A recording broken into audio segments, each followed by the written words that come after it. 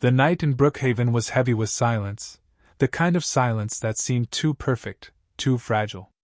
Porch lights dotted the cul-de-sac like little watchful eyes, and behind the drawn curtains of every house, families slept in peace. Except peace never lasts forever. At 12:14 a.m., Marcus Turner, a 43-year-old single father, stirred in his sleep. He didn't know why at first. Maybe it was the faint crackle, or the faint smell of gasoline that seemed out of place. But within seconds, his instincts screamed. When he opened his eyes, the faint orange glow filtering through his bedroom blinds told him everything. "Dad?" Elijah's voice trembled down the hall. His 14-year-old son stood in the doorway, eyes wide with fear, the flickering glow painting his young face in streaks of red and gold. "Out. Now." Marcus's voice was sharp, controlled, though his heart was pounding. He grabbed Elijah's hand, yanking him away from the heat licking at the walls. When they reached the top of the stairs, smoke rolled upward, thick and choking. The air was hot, suffocating. Marcus pulled his shirt over Elijah's face. "Stay low! Crawl if you have to!" They stumbled down the staircase, coughing, their eyes watering. A deafening crack shook the house as a window burst, spraying glass across the floor. Flames devoured the curtains, crept across the ceiling, reached hungrily for them. By the time they burst out the front door, neighbors were already gathering, their silhouettes illuminated by the inferno. A woman screamed. A man shouted, "Call 911! Hurry!" Phones lit up, recording, dialing, panicking. Marcus clutched his son against his chest, both of them gasping for breath as the fire roared behind them. And that was when he saw it. Spray painted across his garage door in harsh, dripping red letters. "Get out!" The crowd gasped as words spread quickly. This wasn't just an accident. This was hate, painted for all to see. Elijah stared at the words, his small body trembling. "Dad, they want us gone." Marcus swallowed hard, forcing strength into his voice. "They don't get to decide that. Not ever." Sirens wailed in the distance, growing louder. Fire engines tore into the street, firefighters leaping out, dragging hoses, shouting commands. Neighbors pulled back as powerful streams of water blasted the flames, but the fire was greedy. It consumed faster than the hoses could beat it back. By dawn, Marcus's home was reduced to a blackened skeleton. Smoke curled into the sky like a warning. His belongings, his family's history, the safe place he had built for Elijah, all gone. But even in the ash, one truth smoldered hotter than the fire itself. Someone had done this on purpose.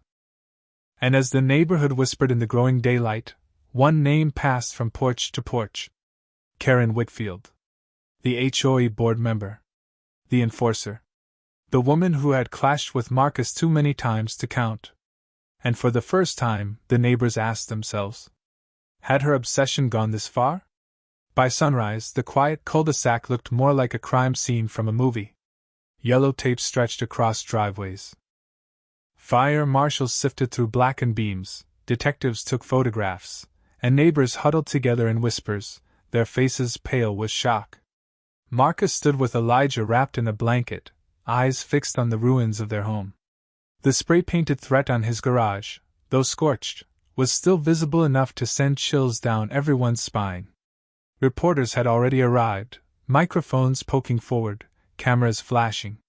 "Do you believe this was targeted, Mr. Turner?" one asked. Marcus didn't answer.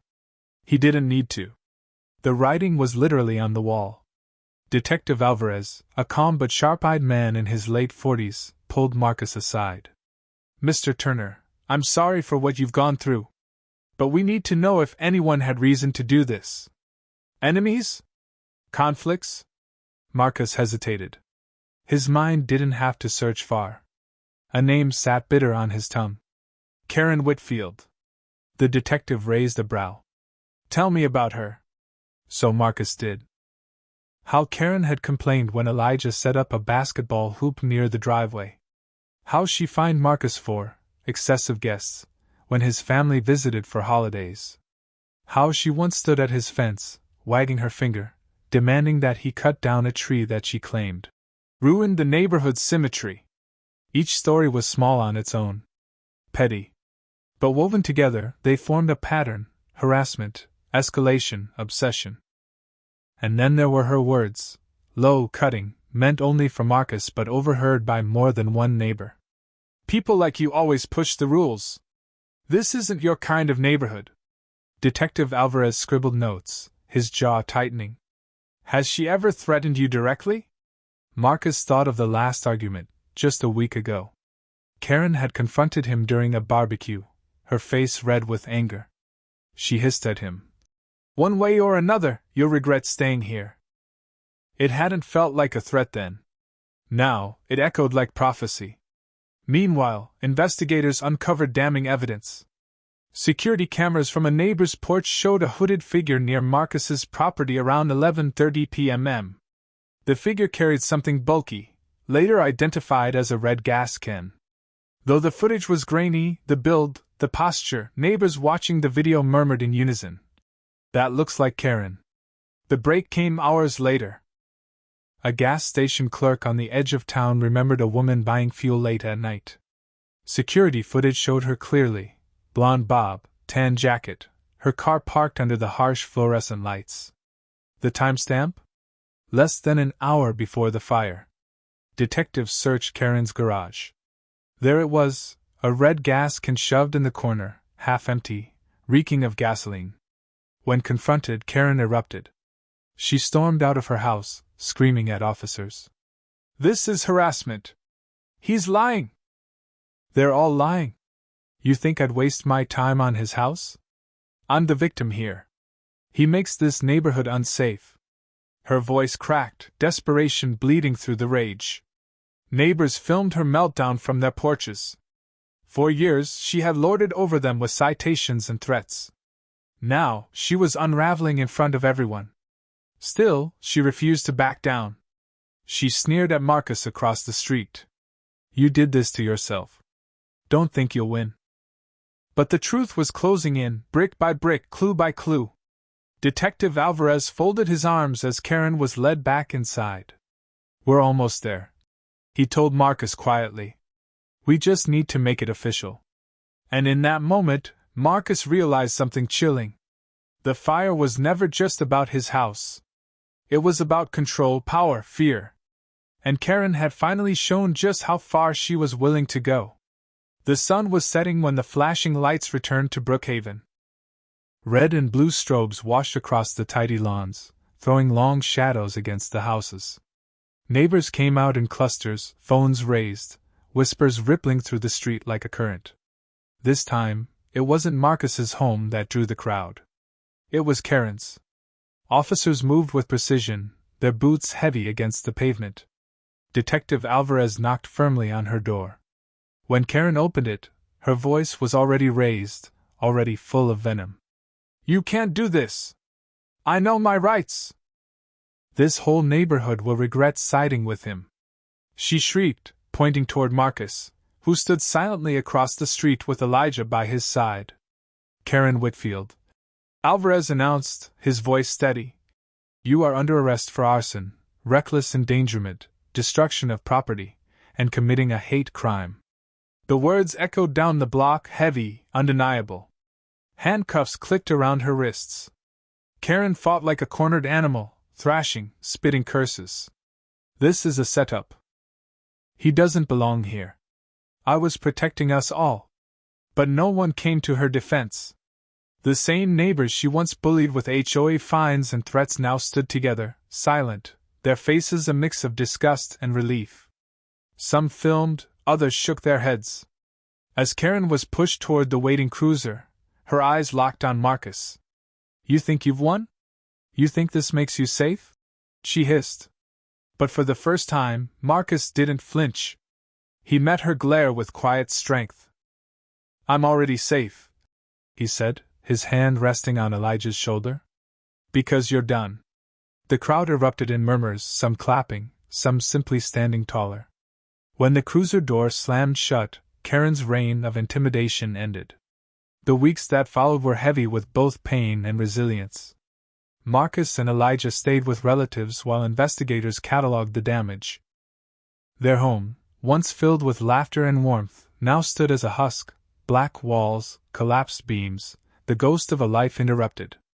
But Brookhaven began to change. Neighbors who had once looked away when Karen lashed out now showed up for Marcus. Families organized a fundraiser to help rebuild. Kids painted signs that read, "We stand with the Turners." For the first time in years, the block felt like a community, not a kingdom ruled by fear. Karen's trial became a spectacle. Reporters filled the courthouse, capturing every glare, every protest she spat. Her attorney tried to paint her as misunderstood, as a woman pushed too far by HOA responsibilities.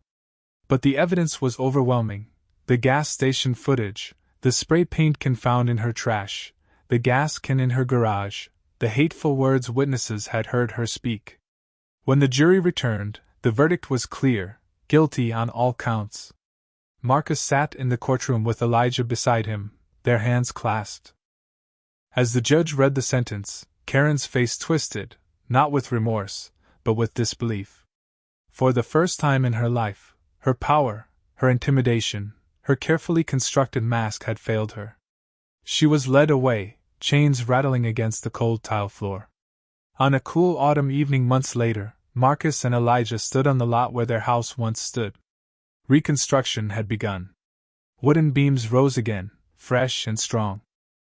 The smell of new lumber filled the air, mingling with the faint memory of smoke. Elijah looked up at his father. "Do you think they'll forget what happened here?" Marcus shook his head. "No. And that's the point. People need to remember. Because that's how we stop it from happening again." The boy nodded slowly, his eyes shining with both fear and hope. Marcus pulled him close, the embrace steady, unbreakable.